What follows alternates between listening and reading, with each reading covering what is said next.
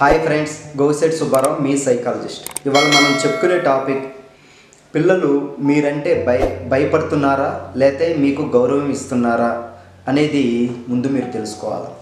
ఎందుకంటే పేరెంట్స్ ఏమనుకుంటారంటే మనల్ని చూసి పిల్లలు ఎంతో కొంత భయం ఉండాలి అని కొంతమంది అనుకుంటూ ఉంటారు.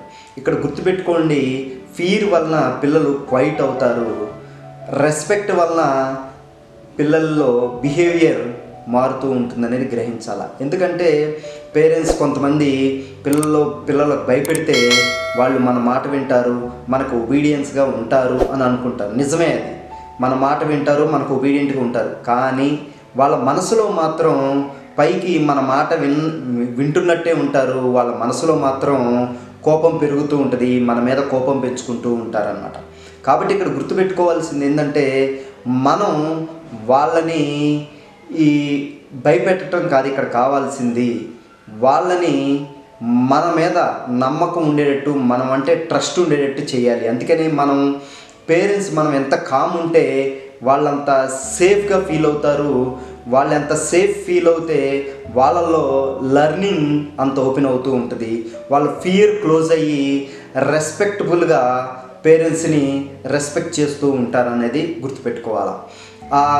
ఎప్పుడైతే ఆ రెస్పెక్టబుల్ పేరెంట్స్ మనం అవుతామో వాళ్ళ దగ్గర ఒక ట్రస్ట్ అనేది బిల్డ్ అవుతూ ఉంటుంది.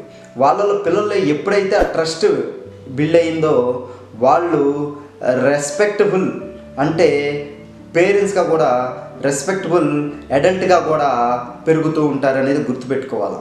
ఎందుకంటే ఇక్కడ పిల్లల్ని మనం భయపెట్టినంత మాత్రాన వాళ్ళు మనకు భయపడి ఒబీడియన్స్గా ఉంటున్నారని అనుకుంటాం, కానీ నిజంగా అది కాదు, వాళ్ళ మనసులో కోపం పెంచుకుంటున్నారనేది గుర్తుపెట్టుకోండి. కాబట్టి ఇక్కడ ఫియర్ వల్ల సైలెన్స్ వస్తుంది, రెస్పెక్ట్ వల్ల బిహేవియర్ మారుతుంది అనేది గుర్తుపెట్టుకోండి. ఎందుకంటే మనల్ని భయపెడతాం వల్ల ఏమవుతుంది, సైలెంట్ ఉంటాడు, ఏం మాట్లాడకుండా వాడు ఎమోషన్ని ఎక్స్ప్రెస్ చేయకుండా అలాగే ఉండిపోతాడు. అదే మనం గౌరవంతో ఉన్నప్పుడు మనం రెస్పెక్టబుల్ పేరెంటింగ్ అంటే ఏంటంటే లీనియంట్ పేరెంటింగ్ కాదనమాట. క్లియర్ బౌండరీస్ పెట్టచ్చు, కానీ వాడిని హ్యూమిలియేషన్ చేయకుండా క్లియర్ బౌండరీస్ పెట్టాలి. వాయిస్ రేజ్ చేయకుండా రూల్స్ పెట్టచ్చు. కాబట్టి ఇక్కడ గుర్తుపెట్టుకోవాల్సింది ఏంటంటే, పేరెంట్స్ పిల్లల్ని ఎలా ట్రీట్ చేస్తున్నారు, పిల్లలు మనల్ని రెస్పెక్ట్ చేస్తున్నారా, మనల్ని చూసి భయపడుతున్నారా అనే దగ్గర గుర్తుపెట్టుకోండి. మనల్ని చూసి మనకు రెస్పెక్ట్ ఇస్తే వాళ్ళలో బిహేవియర్లు కూడా మారి మంచి బిహేవియర్ అయ్యే అవకాశం ఎక్కువ ఉంటుంది. మనల్ని చూసి వాళ్ళు భయపడుతుంటే వాళ్ళ సైకలాజికల్ ప్రాబ్లమ్స్ వచ్చే అవకాశం ఉంటుంది అనేది గుర్తుపెట్టుకోండి. కాబట్టి పేరెంట్స్ మీరు గుర్తుపెట్టుకోవాల్సింది, మీ పిల్లల్ని భయపెట్టుకోవటం కాదు, రెస్పెక్టబుల్గా వాళ్ళని పెంచుకోవాలి.